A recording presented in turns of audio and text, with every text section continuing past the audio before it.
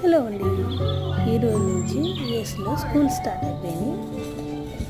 ఇక్కడ నుంచి ఫ్లోరిడాలో ఉంటాం మేము. ఫ్లోరిడాలో స్కూల్స్ ఆగస్ట్ 10th నుండి, కానీ ఆగస్ట్ 10th సాటర్డే సండే వచ్చిందని 12th నుంచి స్టార్ట్ అవుతుంది తొందరగా. So back to school start అయ్యి హ్యాపీగా ఉంది. చాలా రోజులకు మళ్ళీ స్కూల్కి వెళ్తున్నారు పిల్లలు, మంచిగా లైన్లో పడతారు. అలాగే పొద్దున్నే 6 o'clock 6:50 కల్లా బస్ దగ్గరికి వెళ్ళాలంటే చాలా కష్టం.